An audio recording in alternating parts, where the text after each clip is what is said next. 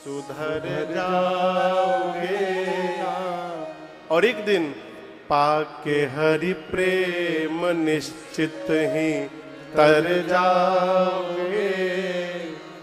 केवल सत्संग भगवत नाम का स्मरण हमारे मन को निर्मल कर सकता है।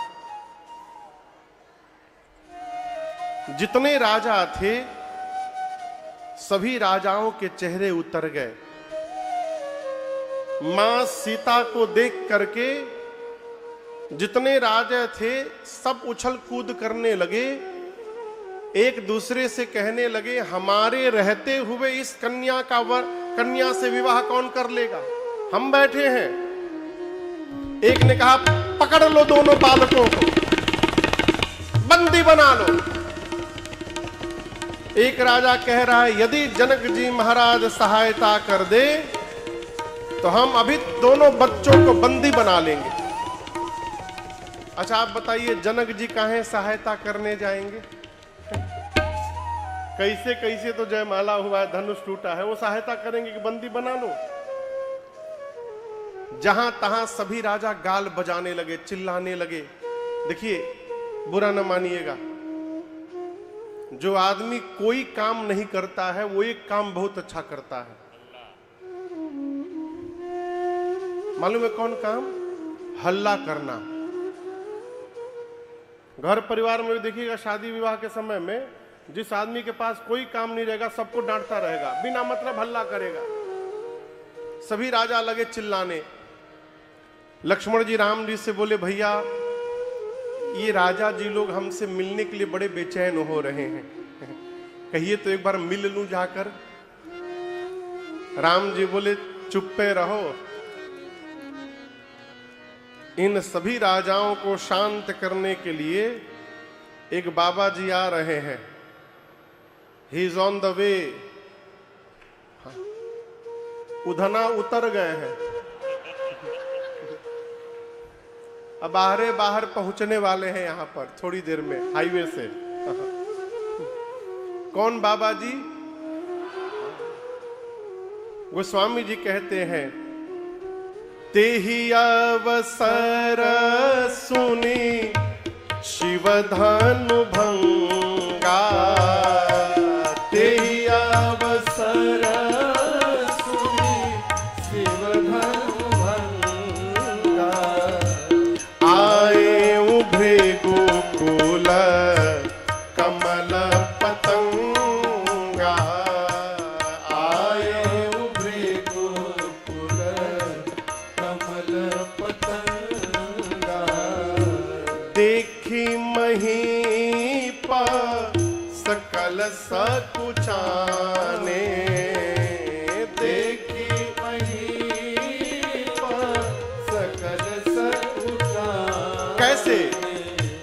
बाज झपट जनु लवा लुकाने, बाज झपट जनु लवा लुकाने, गौर शरीर भूति भल भ्राजा, गौर शरीर भूति भल भ्राजा, भाल विशाल त्रिपुंड विराजा, भाल विशाल त्रिपुंड विराजा, शीस जटा शशि बदन सुहावा, शीस जटा शशि बदन सुहावा, ऋषभ सकछु का अरुण होइयावा, ऋषभ सकछु का अरुण होइयावा, भ्रिकुटी कुटिला नयन रिसराते, भ्रिकुटी कुटिला नयन रिसराते, सहज हूँ चितवस मन हूँ रिसाते,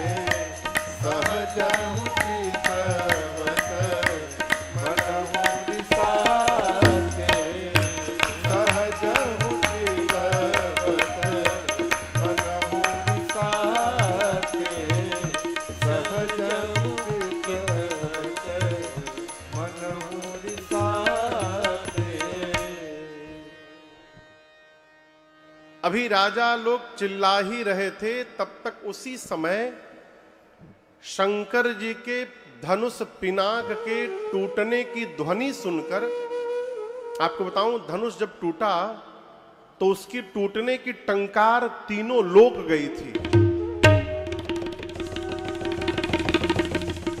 अभी हम लोग गुजरात में बैठे हैं ना, उड़ीसा में पूर्व में, अभी पश्चिम में है, पूर्व में उड़ीसा में एक पर्वतमाला है जिसका नाम है महेंद्र पर्वतमाला, आज भी है। उसी महेंद्र पर्वत पर श्री परशुराम जी तपस्या में बैठे थे।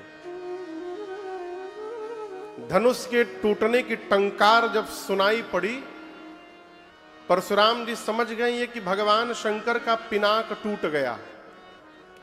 अब आपके समझ में बात नहीं आएगी, पिनाक टूट गया तो इनको क्रोध क्यों आ गया? वस्तुतः परशुराम जी के पास दो धनुष है। एक भगवान शंकर का धनुष जिसका नाम है पिनाक, और एक भगवान श्री हरि का धनुष है जिसका नाम है अजगौ। तो एक ही आदमी दो दो धनुष लेके कैसे घूमेगा?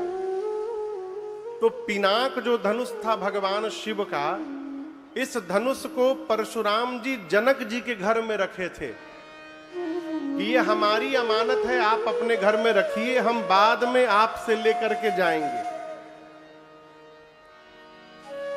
हम आपके पास अपन गाड़ी छोड़ के जाएं, आप हमारी गड़िया बेच दीजिएगा? बोलिए। परशुराम जी की अमानत है पिनाक, और जनक जी ने उसको स्वयंवर में दांव पे रख दिया। परशुराम जी जैसे समझे तो पिनाक के टूटने की टंकार है, पूरा शरीर क्रोध में भड़क उठा। उसी तमतमाए वेश में परशुराम जी पहुंच गए मिथिला जनकपुरी में, जहां सभी राजा एकत्रित थे। अभी गोस्वामी जी ने इनका रूप का वर्णन किया है। शरीर कैसा है? गोरा, गौर शरीर भूति भल भ्राजा, पूरे शरीर पर भस्म का लेपन हुआ है, गोरा शरीर है। भाल विशाल त्रिपुंड विराजा, भाल मतलब भाल मतलब हाँ, ललाट। भोजपुरी में कहल जाओ तो कपार। ये जो ललाट है इसको भाल कहते हैं। परशुराम जी का ये भाल कैसा है? विशाल है, बड़ा है। जिस मनुष्य का ललाट जितना विशाल होता है, वो मनुष्य उतना सौभाग्यशाली होता है। लेकिन बाल उड़ने के पहले, उड़ने के बाद नहीं। हमारे पंडित जी के तो एजा से लेके एजा ले कपारे कपार है। देखिए कहो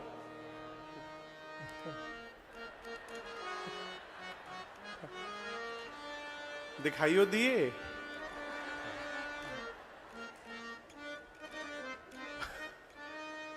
हम आपको नहीं बोल रहे हैं पंडित जी। बाल ललाट जिसके जितने बड़े हैं वो उतना सौभाग्यशाली। ललाट यदि विशाल है ना, तो प्रयास करिए कि विशाल ललाट दिखाई पड़े, वो उतना तेजस्वी हो। विशाल ललाट पर त्रिपुंड लगा हुआ है। त्रिपुंड समझते हैं ना? भगवान शंकर के भक्त जो लगाते हैं भस्म, चंदन यहां से ऐसे करके, त्रिपुंड लगा हुआ है। क्रोध के कारण आए हैं तो गोरा आदमी जब क्रोध में आता है तो चेहरा लाल हो जाता है। परशुराम जी का चेहरा लाल हो गया है। ऋषभस कछुक अरुण होई आवा। अरुण यानी लाल, क्रोध के कारण चेहरा लाल हो गया है। कमर पर मृग चर्म बंधा हुआ है।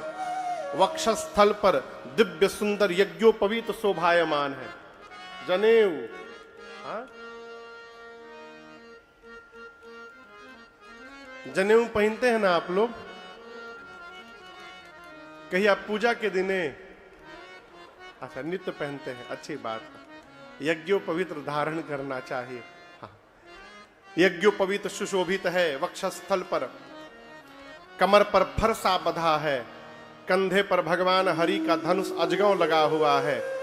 परशुराम जी आए और उनको देखते जितने राजा अभी चिल्ला रहे थे, सभी राजा लाइन लगा करके अपने अपने पिताजी का नाम बता बताकर लगे करन सब दंड प्रणामा, दंडवत प्रणाम करने लगे परशुराम जी को। हम अमुक राजा के पुत्र हैं प्रभु, हमारे ऊपर कृपा की वर्षा करिएगा। प्रणाम कर करके चुप होके जाके सब लाइन से खड़े हो गए राजा। एक राजा बगल के राजा से बोला कि यदि हमको पता रहता कि बाबा जी भी यहां आने वाले हैं, हम कदापि न आते यहां पर। अब तो फंस गए आके, अब कहां जाए। जनक जी महाराज आकर के मिले हैं, सीता मैया ने आकर दंडवत प्रणाम किया है, आशीर्वाद दिया है। परशुराम जी ने मेरी मां को, सखियां सीता मैया को लेकर गईं। अब श्री विश्वामित्र जी राम लक्ष्मण जी को लेकर के आए हैं और प्रणाम करवाया है। गोस्वामी जी कहते हैं जैसे देखा है राम जी को, राम ही चितई रहे था किलोचन, रूप अपार मार मद मोचन। यहां दर्शन करिए, परशुराम जी क्रोध की स्थिति में है, लेकिन जैसे राम जी के ऊपर दृष्टि गई, वो अपना सारा क्रोध भूल करके अब भगवान के रूप में ही खो गए। राम ही चितई रहे थकी लोचन, आंख ये पलके गिरना भूल गई हो, आंखें उसी पर जाकर टिक गईं। ये प्रसंग कह रहा है, जो दिव्य होता है ना, उसको बताना नहीं पड़ता है कि हम दिव्य हैं।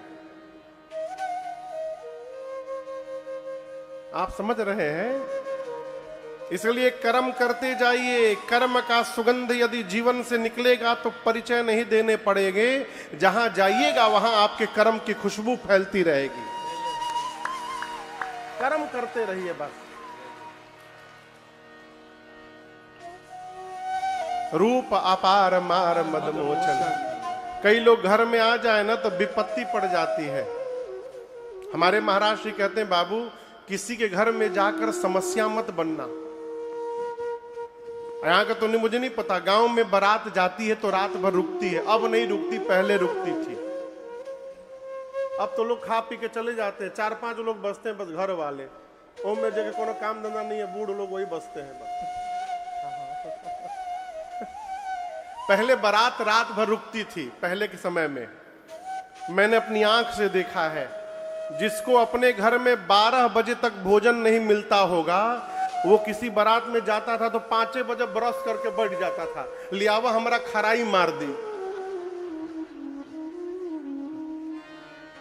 लोग दूसरे के घर में जाते तो कहते चमेली का तेल है, चमेली का तेल। क्यों? हम चमेली का तेल लगाते हैं। अरे इतने शौक है चमेली का तेल लगाने का तो लेके चला करो।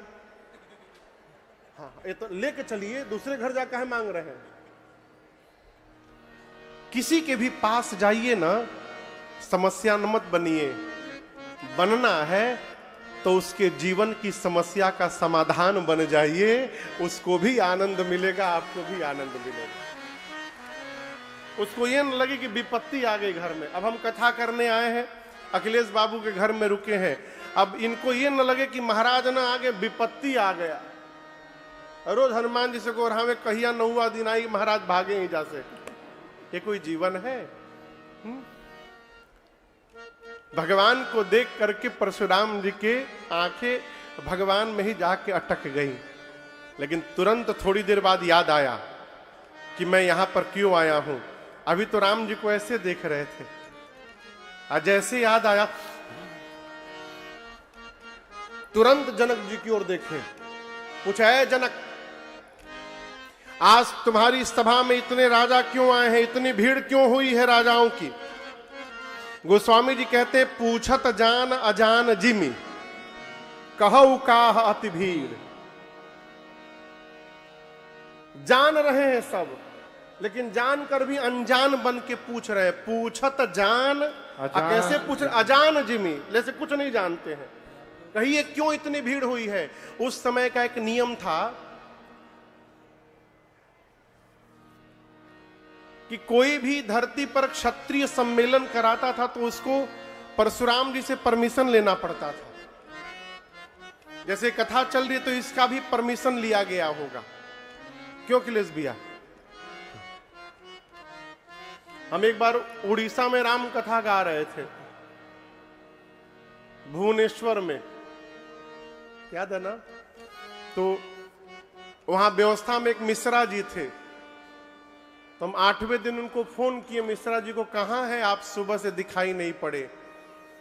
तो बोले महाराज जी परमिशन लेने आया हूं। कथा के 8वें दिन, अगले दिन कथा पूरी होने वाली थी। हम पूछे कौने चीज का परमिशन? बोले राम कथा हो रही ना महाराज जी, उसका परमिशन लेने आया हूं।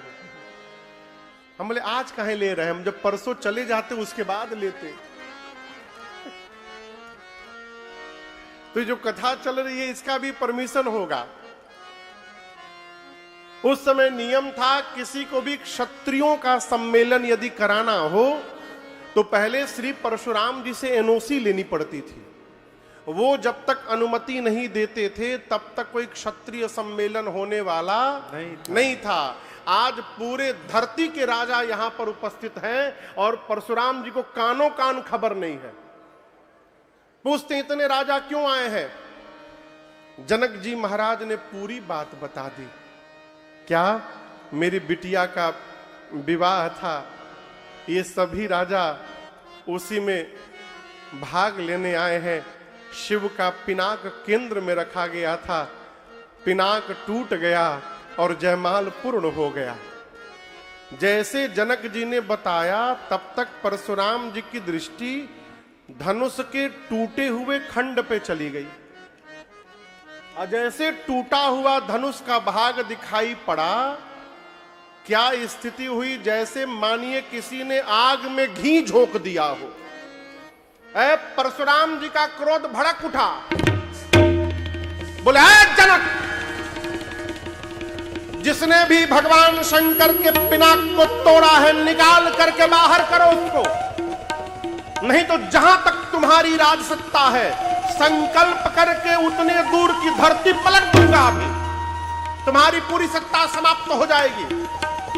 जैसे परशुराम जी बोले सभी राजा थर थर कांपने लगे। जनक जी महाराज डर गए, कांपने लगा शरीर।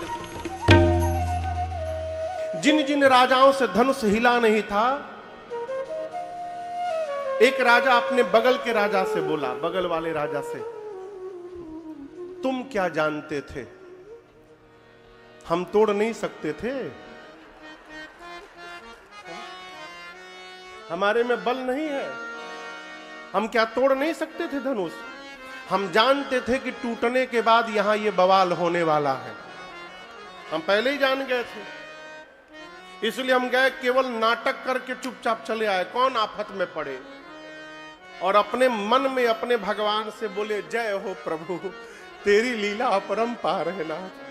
मैंने कहा था हमसे टूट जाए, अब पता चला आपने हमसे क्यों नहीं तुड़वाया नाथ। यदि हमसे टूट गया होता तो आज ही बाबा जी हमको तोड़ देते। पूरी सभा कांप रही है, परशुराम जी क्रोध में एकदम तिलमिला गए हैं। सीता मैया डर गई, सुनैना जी डर गई। सबको भयभीत देखकर सभय बिलो के लोग सब जान जान की भीड़, हृदय न हरस विषाद कछु, बोले श्री रघुवीर।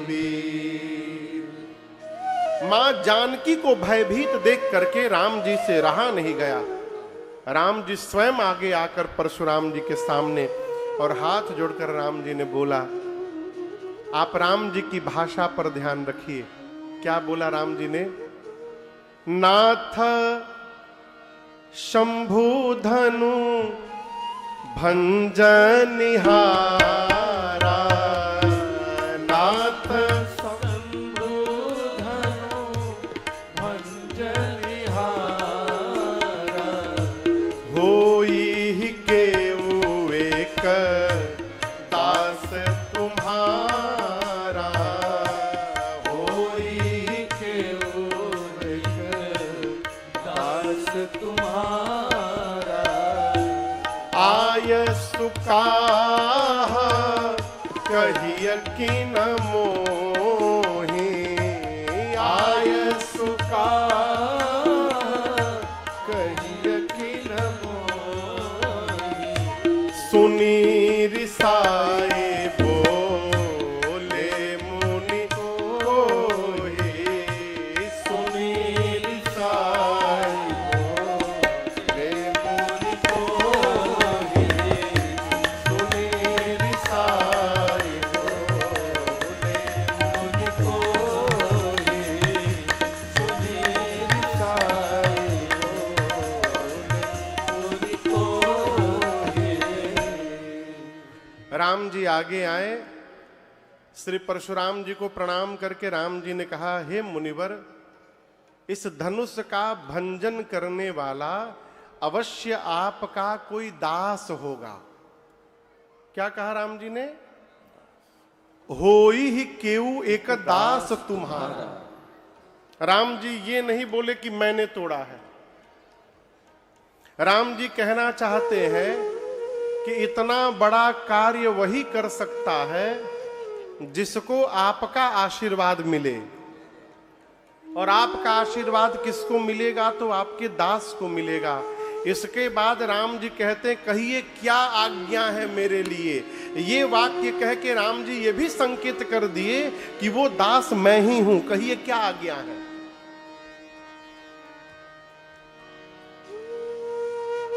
राम जी की जगह दूसरा कोई होता ना तो तोड़ने के बाद धनुषवा के साथ सेल्फी लेके पोस्ट करता, तुरंत तो सेल्फी लेता, हम तोड़ दिए, पोस्ट कर देता। जो भी आता उसे ही बताता, मैं तोड़ा हूं, मैं तोड़ा हूं, मैं। ये मैं बहुत खतरनाक है। कई लोग सवेरे से लेकर रात तक मैं बोलते हैं, मैं। यही अभिमान को जन्म देता है। किसी ने मेरे से प्रश्न किया, आज मैसेज आया, महाराज अभिमान और स्वाभिमान में क्या अंतर है? अभिमान और स्वाभिमान में क्या अंतर है? बहुत छोटा सा अंतर है। क्या अंतर है? मैं अच्छा हूं, ये स्वाभिमान है। मैं ही अच्छा हूं, ये अभिमान है। आप समझ रहे हैं? मैं अच्छा हूं, अच्छी बात, सबको अपने को अच्छा मानना चाहिए, ये स्वाभिमान है, हम अच्छे हैं। लेकिन केवल हम ही अच्छे हैं, ये बहुत बुरी बात है। इसी को अभिमान कहा जाता है। कभी कभी हमको जो स्वाभिमान लगता है वही सामने वाले को अभिमान दिखाई पड़ता है। मनुष्य में अभिमान नहीं होना चाहिए, स्वाभिमान होना चाहिए। किस बात का? केवल एक बात का, हम सनातनी हैं, हम हिंदू हैं, इस बात का हमेशा स्वाभिमान होना चाहिए। हम हैं सनातनी हैं। धरती पर कोई भी बच्चा जन्म लेता है वो सनातनी होता है। कहीं भी कोई बच्चा जन्म ले वो सनातनी होता है। उसके बाद उसको कुछ भी बना दिया जाए वो बात अलग है, लेकिन जो होता है वो सनातनी होता है। क्यों? हम जैसे आए हैं वैसे ही हैं, हमें कुछ बदलाव नहीं किया गया। इस बात का गर्व करिए। आजकल समाज में आप देखते होंगे लोग रुपया लेकर के धर्म परिवर्तन कर दे रहे हैं। रुपया लेकर के, रुपया लेकर माई बाप बदला जाता है। आप बताओ, यदि क्रिश्चियन ही बनना था तो भारत में क्यों जन्म मिला? अमेरिका में मिला होता, यूरोप में मिला होता, एजा कहे जन्म मिला होता हो। भगवान ने आपको सनातनी बनाकर भेजा और आप रुपया के लिए अपना धर्म बदल रहे, इससे बड़ा दुर्भाग्य कुछ नहीं होगा। और इसके पीछे एक और कारण मैं निवेदन करूं, कहीं ना कहीं अपराधी हम लोग भी हैं। हम लोगों ने अपने उस वर्ग को इतना दूर कर दिया है। अरे दूर रहो, तुम अछूत हो। काहे का अछूत हो?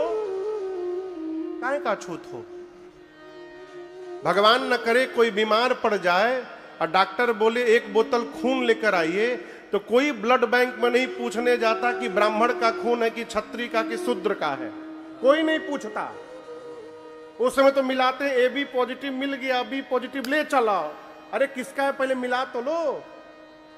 यदि आप शूद्र का खून अपने सीने में लेने को तैयार हैं शरीर में, तो उसको गले लगाने के लिए क्यों नहीं तैयार हो रहे हैं?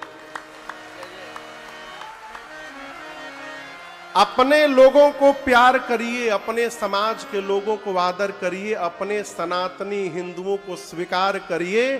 किसी की औकात नहीं कि हमारे घर में छेद कर दे आकर के।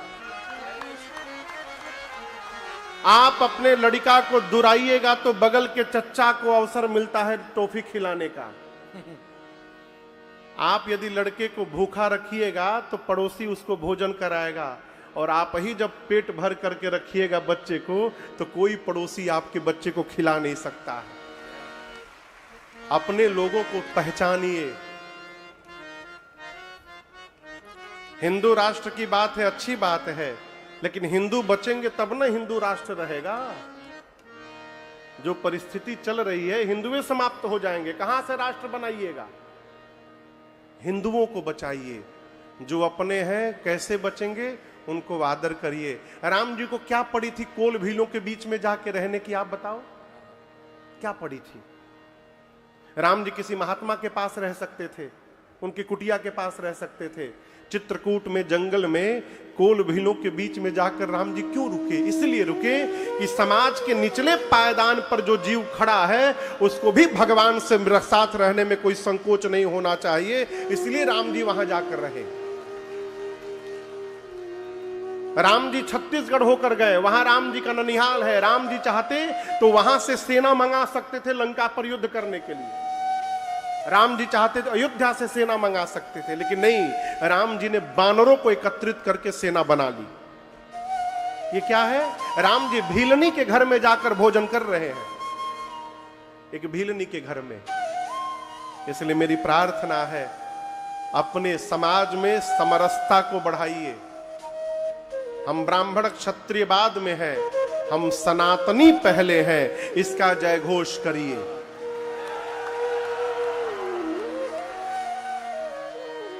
राम जी कहते हैं मैंने नहीं तोड़ा है, आपके किसी दास ने तोड़ा है। हाँ तो कहां कह रहा था? मैं से बचिए। मैं समझ रहे हैं ना? मैं बकरा, मैं करत है बकरा। एक चिड़िया है, उसका नाम है मैना। कितने लोगों ने नाम सुना है मैना का?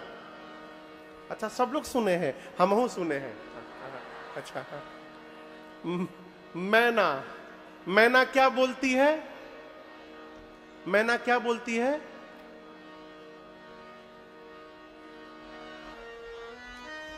अखिलेश बाबू, मैना क्या बोलती है? आपके कू मत बोल दो। मैना क्या बोलती है? मैना क्या बोलती है? मैना, नॉट मी। हम मैं दिन भर मैना ने मैना कहा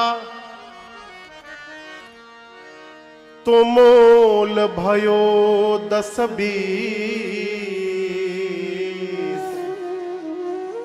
और बकरे ने मैं कहा कबीर कटायो सी। जो मैना कहती है उसका दाम बढ़ गया हो, लोग ले जा घर में पाल रहे हैं। जो बकरा मैं करता है उसका गर्दन उतर गया। इसलिए मैं से बचिए। कभी अकेले में सोचिएगा क्या? ये मैं की आवाज आती कहां से? ये मैं की आवाज आती कहां से? कौन है वहां वाणी ये आती जहां से? कौन है वहां वाणी ये आती जहां से? कुछ तो बता प्यारे, कुछ तो बता प्यारे, गर तुझको पता है मुख बोलता है या तू बोलता है मुख बोल? कौन बोलता है? या तू बोलता है? बता तेरे मुख को, बता तेरे मुख को कौन खोलता है मुख बोलता है या तू बोलता है मुख बोलता है या तू बोलता है? तराजू देखे, तराजू देखे हैं? ये कांटे तराजू जो हाथों में तेरे, ये कांटे तराजू जो हाथों में तेरे, सोच समझ कर उत्तर दे रे। सोच समझ कर उत्तर दे। क्या हाथ तौलते हैं, हाथ तौलते हैं या तू तौलता है मुख बोलता है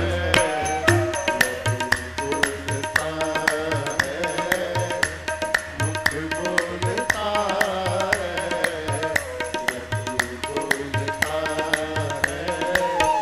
बता तेरे मुख को, बता तेरे मुख को कौन खोलता है मुख बोलता है बोलता है मुख बोलता है बोलता है।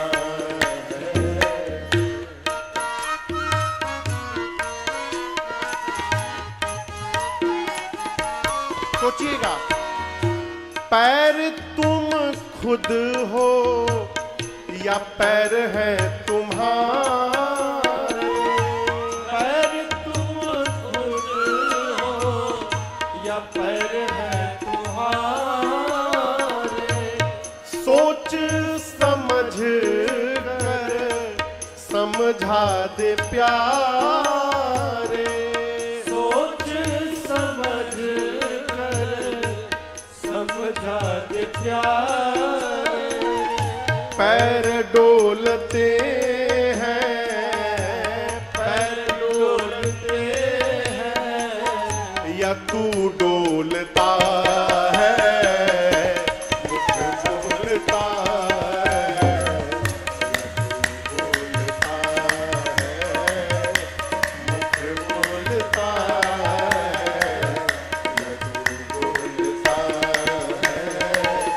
बता तेरे मुख को, बता तेरे मुख को कौन खोलता है मुख बोलता है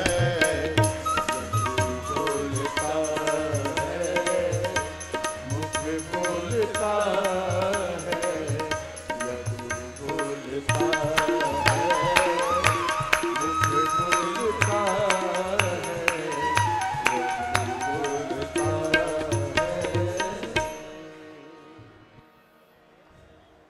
मुख बोलता है या तू बोलता है, हाथ तौलते हैं या तू तौलता है। कौन बोलता है?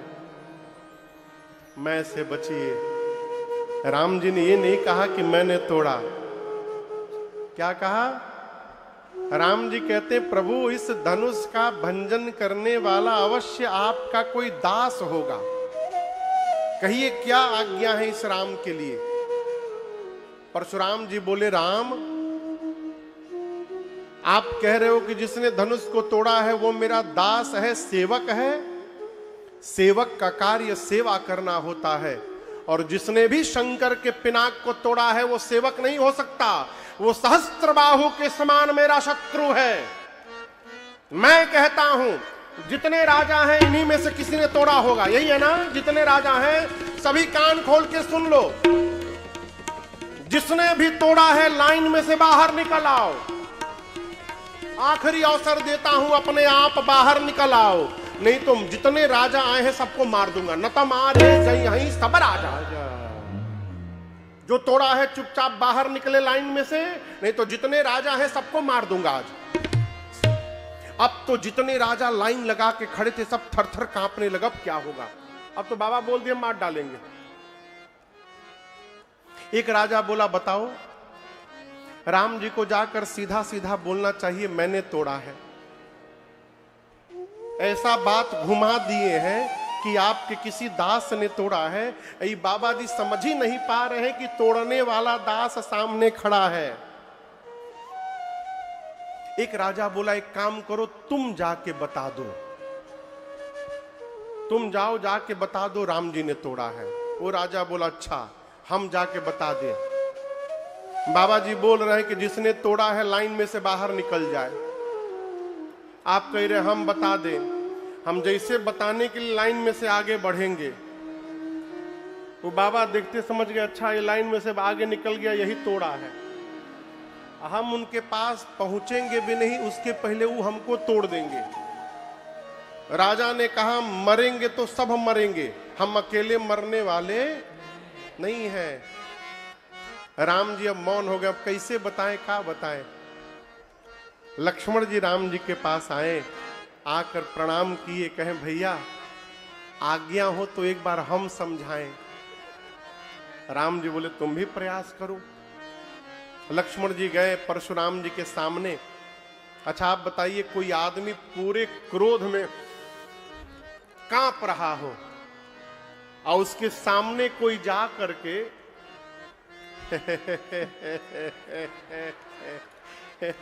क्या होगा? क्या होगा बताइए? उसका क्रोध और भड़क जाएगा। वो स्वामी जी कहते हैं, सुनी मुनि बचन लखन मुस्कुराने। लक्ष्मण जी जाकर उनके सामने मुस्कुराने लगे। नमस्ते। ये बताइए, आप धनुष टूटने के बाद ही आए हैं ना? मतलब धनुष टूटा तो आप आ गए, लेकिन ये बताइए, हम जब छोटे थे तो बहुत धनु ही तोड़ी लड़िकाई। मैं बचपन में बहुत धनु ही तोड़ा हूं, रोज एक धनु ही तोड़ देता था। लेकिन उस समय तो आप किसी दिन भी नहीं आए। यदि आप धनुष टूटने के बाद ही आते तो उस समय क्यों नहीं आए? कोई स्पेशल धनुष था क्या ये? यही धनु पर ममता के ही हेतु, इस धनुष पर इतना प्रेम क्यों है आपका? परशुराम जी जब लक्ष्मण जी की छोटे से बच्चे की ये बात सुने, बर्दाश्त नहीं कर पाए। बोले, रे रे रे रे नृपबालक, लगता है तू काल के वशीभूत होने वाला है, संभाल करके नहीं बात करता। भगवान शंकर के पिनाक की तुलना तू एक छोटी सी धनु ही से करता है। लक्ष्मण जी, बाबा जी पहले हमारी बात सुनिए। धनु ही हो चाहे बड़का धनुहा हो, दोनों से एक ही काम होता है, बाण छोड़ा चलाया जाता है। और आप तब से पूछ रहे हैं किसने तोड़ा है। हम आपको असली बात बता रहे हैं। ये धनुष ऊपर से केवल चमचमा रहा था, चमक था, इसमें पॉलिश किया गया था, भीतर भीतर खोखला हो गया था एकदम। हमारे भैया ने केवल इसको छुआ और ये टूट गया। छुवत टूट रघुपति ही न दोषु। भैया का कोई दोष नहीं है। भैया ने छुआ और टूट गया। परशुराम जी आपन फरसा निकाल लिए, निकाल कर बोले ये दिखाई दे रहा है तुमको क्या है? लक्ष्मण जी बोले फरसा। बोले सामान्य फरसा नहीं है, तू मुझे जानता नहीं मैं कौन हूं। मैं बाल ब्रह्मचारी अति क्रोधी हूं, केवल मुनि महात्मा मुझे ठीक से जानते हैं। इसी फरसे से धरती पर 21 बार क्षत्रियों को समाप्त किया हूं, इसी फरसे से। बालक तू है इसलिए जीवित बचा है अब तक, बड़ा रहता तो समाप्त हो गया रहता। लक्ष्मण जी हाथ जोड़ करके अपने को धन्य धन्य कहने लगे, मैं बड़भागी, मैं बड़भागी। परशुराम जी बोले क्यों बड़भागी? लक्ष्मण जी बोले पहली बार जीवन में ऐसा वीर मिला है जो अपनी प्रशंसा अपने मुख से कर रहा है। सबकी प्रशंसा दुनिया करती है, आप अपनी प्रशंसा स्वयं करते हैं। क्यों? क्या पता लोग ठीक से बता पावे न बता पावे, अपने बताए रहो। लेकिन बाबा जी ये बात बात में फरसा न दिखाइए हमको। हम कोई कुम्हड़े की बतियां नहीं है जो तर्जनी देख के डर जाएंगे। हमारे कंधे पर भी धनुष है। परशुराम जी बोले युद्ध करो। लक्ष्मण बोले नहीं करूंगा। हमारे वंश में ब्राह्मण पर, गौ पर, संत पर और देवताओं पर प्रहार नहीं किया जाता है। आप ब्राह्मण हैं, आपसे हम नहीं लड़ सकते। परशुराम जी बोले हाथ में धनुष लेकर कहते हो नहीं लड़ सकते। लक्ष्मण जी बोले यदि मान लीजिए हम आपको युद्ध में मार दिए। बोले क्या बोले? मान लीजिए। मानने में क्या? मान लीजिए हम आपको मार दिए तो मुझे ब्रह्म हत्या का पाप लगेगा, और युद्ध में यदि आपसे हार गए तो रघुवंशी होकर युद्ध में पराजित हो जाना ये मेरे कुल पर कलंक लग जाएगा। यदि जीतूंगा तो ब्रह्म हत्या का पाप लगेगा, हारूंगा तो कुल पर कलंक लगेगा। आप बताइए नुकसान हमारा है कि आपका है? हम दोनों में हमारा नुकसान है, इसलिए हम आपसे लड़ेंगे नहीं आज। परशुराम जी विश्वामित्र जी से बोले विश्वामित्र ये तुम्हारा जो चेला है कौशिक सुनहु मंद यह बालक, कुटिल काल बस निज कुल घालक। ये ऊपर से जितना गोरा दिखाई दे रहा है भीतर से उतना काला है। ये छोटा है और इतनी बड़ी बड़ी बात करता है। राम जी बोले मुनिवर हम एक बात कहें, लक्ष्मण तो अभी छोटा बच्चा है, इसके दूध के दांत भी अभी नहीं गिरे हैं, दूध मुहा बच्चा है अभी, इसकी बात पर ध्यान मत दीजिए। तब तक लक्ष्मण जी धीरे से बोले इतना ही प्रेम है तो किसी को बुला के जुड़वा लीजिए। परशुराम जी बोले देखो फिर बोल आइए, देखो। बार बार परशुराम जी युद्ध के लिए ललकारते हैं। राम जी बोले मुनिवर हमारी आपकी क्या बराबरी है, हम सब प्रकार आपसे छोटे हैं। आप जाति में ब्राह्मण हैं, राम क्षत्रिय है, मैं आपसे छोटा हूं मुनिवर। उम्र में आप मेरे से बड़े हैं, श्रेष्ठ हैं। मेरा नाम देखिए केवल राम है, आपका नाम परशुराम है, आपका नाम भी मेरे नाम से बड़ा है। हम आपसे कहां बराबरी कर पाएंगे? परंतु श्री परशुराम जी का क्रोध, अंत में राम जी को कहना पड़ गया मुनिवर लक्ष्मण आपसे कहा कि पुराना था, छूने से टूट गया, मैंने तोड़ा नहीं, मैंने स्पर्श किया टूट गया। और आप समझ नहीं रहे, तब से युद्ध की बात करते हैं। तो मेरी भी बात, मैं राम हूं, रघुवंशी राम हूं, और रघुवंशियों का एक स्वभाव है, रघुवंशी के सामने युद्ध में यदि काल आकर खड़ा हो जाए, रघुवंशी काल को भी पीठ नहीं दिखाता, युद्ध करता है। कालहु डर ही न रन रघुवंशी, कहूं स्वभाव न कुल ही प्रशंसी। परंतु मुनिवर जो राम रघुवंशी काल से भी युद्ध कर सकते, जिले चापाया ही चढ़े गया, देत चापा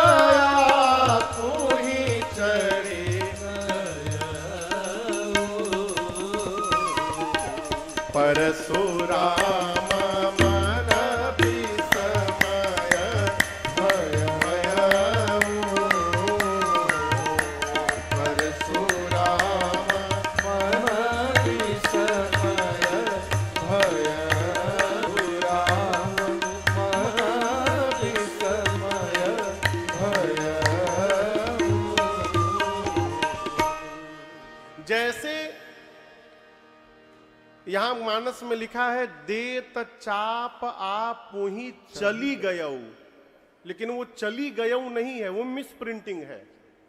क्या है?